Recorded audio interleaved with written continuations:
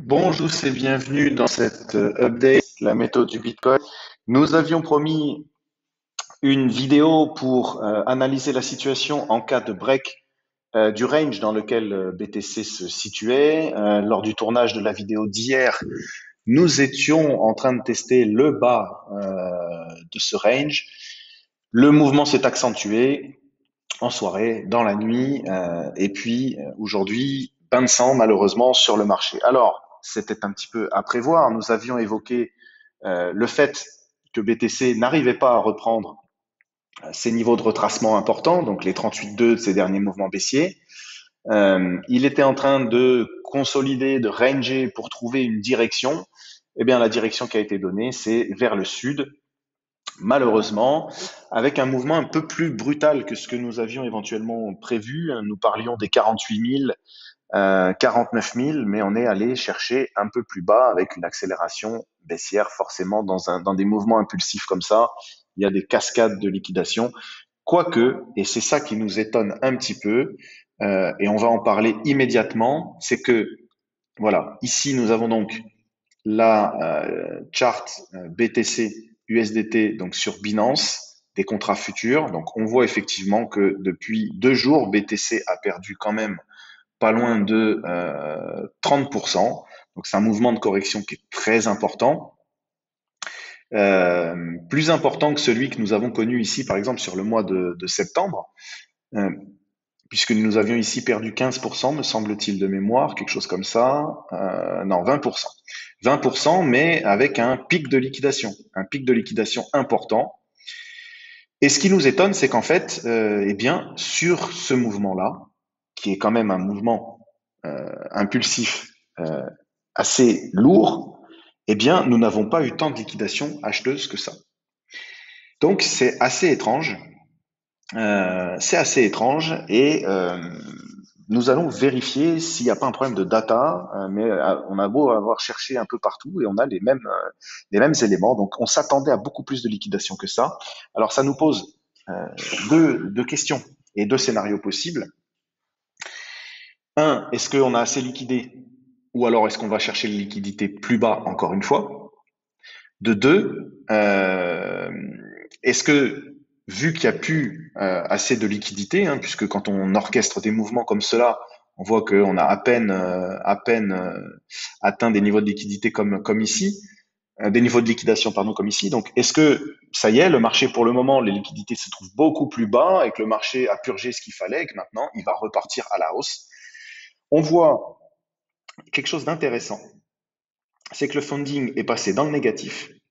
Donc les gens ont peur, les gens ne longuent pas. L'open interest a bien dégonflé puisqu'il se retrouve sur les mêmes niveaux que au moment où nous avons posé notre bottom ici, de renversement de tendance, hein, tendance baissière en septembre. On pose le bottom, on repart à la hausse.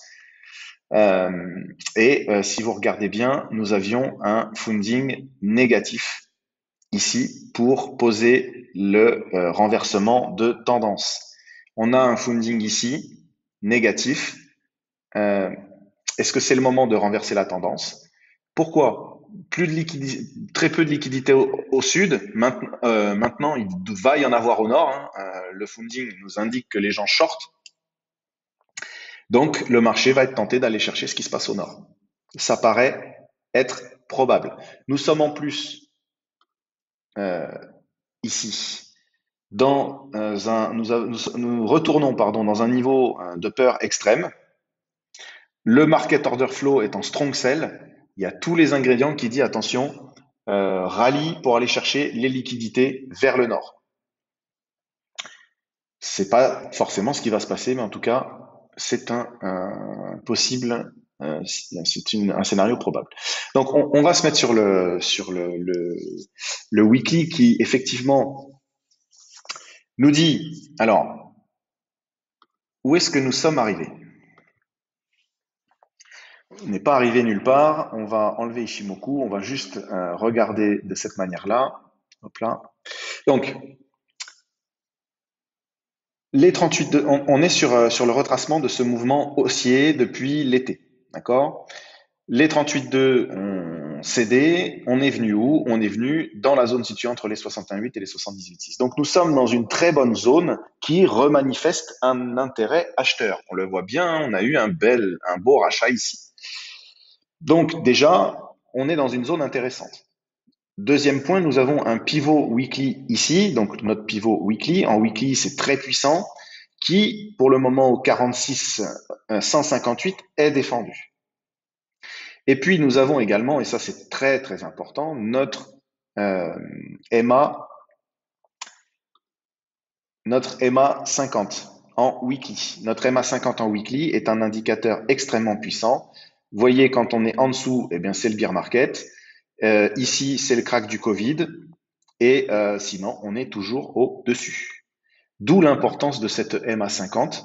Je vous en ai déjà parlé.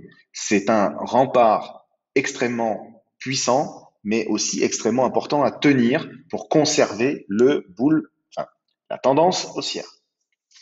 S'installer sous la MA 50 nous indiquerait que le marché entre clairement en tendance baissière. Et les zones qui seraient visées, ce seraient ces zones-là, et donc la zone des 40 000, en gros, hein, et la zone des 28 000. Voilà. Donc, on n'y est pas. On n'y est pas du tout. Le fait que le funding passe en négatif, c'est une très bonne chose. Il faudrait qu'il s'installe un petit peu encore dans le négatif, quelques jours, hein, avant de repartir à la hausse. Nous aurions un sentiment de capitulation sur le marché de la part des acheteurs. Les vendeurs se mettraient à short en masse et le marché irait évidemment chercher à les liquider. Donc, pourrait entamer un rallye haussier, la pose d'un beau bottom et repartir à la hausse. Voilà. Ici, on voit que donc lors de ce mouvement baissier extrêmement violent, hein, le mouvement du mois de mai, où Bitcoin a perdu 50% de sa valeur, voire un peu plus quand on va chercher ce point bas, au contact de la MA 50, nous sommes repartis. Donc voilà, on voit également, hop là, pardon, je vais me remettre ici. Donc c'était au mois de mai. Ah, donc dans toute cette phase-là, on voit que le funding était bien négatif, hein. Ici, on voit que le funding était négatif. On voit ici, lors du mouvement baissier, quand le mouvement haussier, donc le bottom s'est posé, on avait un funding qui était négatif. Donc, il est possible de recommencer la même chose. En tout cas, les éléments nous disent que c'est possible. Maintenant, en daily, hop là, non. En daily, c'est ici, pardon. Donc en daily, où sommes-nous également? Nous sommes sur un niveau important. Nous sommes allés chercher notre EMA 400. La EMA 400, c'est pas rien. La EMA 400, pareil. Quand on est en dessous, c'est parce qu'il y a quelque chose de dramatique, entre guillemets, le crack du Covid, ici, ou le bear market, la phase de bear market de 2018-2019. OK? Sinon, on est toujours au-dessus. Là, on est venu la chercher, la MA 400 daily. Donc, c'est quand même un mouvement de retracement très fort. Si on ne la maintient pas, on rentre en bear market également. On voit aussi, et on peut faire la même chose, mais l'AMA 200, au contact de l'AMA 200, le cours a réagi. Tant que nous évoluons au-dessus de notre MA 200 et notre MA 400, on reste au-dessus de notre MA 50 en weekly. Voilà, c'est des niveaux importants qui ont été cherchés, qui ont été trouvés, pardon, et ça peut suffire, hein, à faire rebondir le cours. On voit aussi que, bien sûr, on a pioché nos liquidités ici, et on s'attaque maintenant à cette structure de retournement de marché. Ici, c'est pas rien ce qui s'est posé ici, c'est une vraie structure de retournement de marché après la mise en place d'un marché baissier. Et de nombreuses liquidités attendent en dessous. De nombreuses liquidités attendent sous les 40 000. Voilà. Donc si on vient break ici, c'est pour aller chercher en dessous. Et si on vient chercher les liquidités en dessous des 40 000, soit effectivement on vient mécher, liquider et repartir à la hausse, soit on s'installe définitivement en dessous et de ce fait, c'est pour encore aller plus bas. Et le plus bas, c'est les 28 000, 29 000, 29 000, 28 000. OK, donc il va falloir quand même être vigilant. Pour le moment, le scénario que nous privilégions, et on va voir sur les jours à venir, peut-être pas tout de suite, mais peut-être en début de semaine, euh, ou peut-être demain, je ne sais pas, mais en tout cas, si le funding reste négatif et si la peur reste comme ça sur le marché, nous avons les ingrédients pour poser un bottom. La zone dans laquelle nous sommes est propice à ça en plus, en termes de retracement de Fibonacci. Donc, pourquoi pas? Là, l'important, c'est de tenir déjà cette première zone de support. Maintenant, c'est une zone importante. C'est la zone des 47 500, 46 800. C'est une zone qui a énormément été travaillée, même lors de la phase de 2000, de 2021, enfin de début d'année 2021. Donc, une zone importante. D'accord? On voit que pour le moment, on la tient. Bon, elle a tenté d'être enfoncée, hein, mais voilà. On a du support de toute façon en dessous de là où nous nous trouvons actuellement. On va regarder au niveau d'Ishimoku, mais il n'y a pas grand-chose parce que évidemment nous sommes, et c'est ça aussi qui a créé l'accélération. Hein, euh, nous avons tenté un break du nuage, un rachat qui s'est fait, et puis la clôture de marché, bien, s'est faite en dehors du nuage, en dessous du nuage, et bim, ça a entraîné aussi ce mouvement de panique, ce mouvement de vente. Euh, voilà, donc ce double bottom, cette structure qui a été faite ici, n'a pas tenu ici et on est venu l'enfoncer. Voilà, donc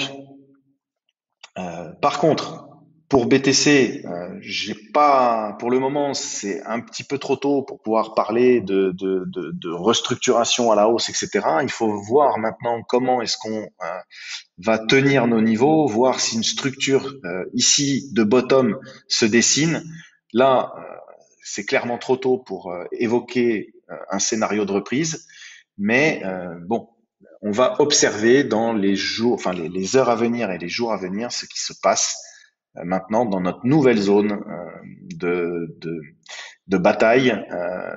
Donc, je répète les niveaux, les 47 500, les 46 800, et puis un petit peu plus bas, les 44 800 et les 44. Voilà. Donc, BTC peut peut-être revenir rechercher ici hein, ce support, et puis éventuellement ranger à l'intérieur, comme ça, pour retenter une extraction haussière ou baissière. Voilà, ça c'est un scénario probable. Nous verrons par la suite. Je voulais juste regarder ETH parce que ETH, lui, est dans un contexte totalement différent. Voilà, le retracement de son mouvement haussier, on n'a toujours pas pété les 38,2 lorsque BTC, lui, est carrément dans la zone située entre les 61,8 et les 78,6. Donc on est quand même sur un ETH qui est beaucoup plus puissant. La trend baissière a été retestée, on va le voir sur une tête inférieure. On n'a même pas été tester notre Kijun quand BTC, lui, l'a enfoncé pour le moment. On va remettre Ishimoku. Hop. Il l'a pour le moment enfoncé, donc ETH toujours plus fort. On a ce fameux niveau ici euh, des 39 000, 39 000, 39 000, 3 927,30 hein, qui pour le moment tient encore. C'est un niveau important hein, sur lequel nous avons eu support lors des derniers mouvements baissiers. Donc ETH tient ce niveau. Donc ETH, encore une fois, plus fort que BTC. Et on voit que ETH se structure là pour le moment. Alors nous avons ici donc un MACD en H4 qui va en H1 pardon qui va recross bull, une divergence sur le RSI, un cross bull, notre indicateur évidemment qui est en zone de survente. Voilà donc et on voit qu'ici on est en train de poser bottom un creux plus bas plus haut que le précédent. On va essayer de s'attaquer au sommet, mais on est en train de poser une structure, tout du moins en H1 sur ETH.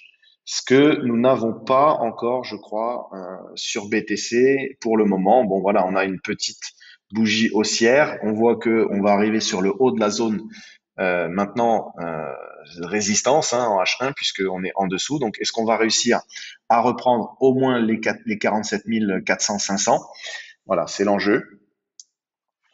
C'est l'enjeu pour BTC. Voilà. Donc là, on va surveiller, hein, on va surveiller donc comment évolue. Et on va peut-être là ici se mettre en 15 minutes. Voilà, on a toujours un open interest qui chute. Voilà. Donc un funding qui est négatif. Bon, on est peut-être prêt là pour un retracement de ce mouvement baissier. Ce serait une bonne chose, en tout cas dans un court terme. Alors, en termes de retracement, si nous prenons notre point haut et notre point bas, voilà. Donc pour le moment, je le fais rapidement. Pour le moment, on voit que on bute sur nos 38,2 de retracement de tout ce mouvement baissier. Hein. Le premier objectif est de reprendre les 48 000 dollars. Voilà, je vous souhaite une bonne journée, un bon week-end et à bientôt.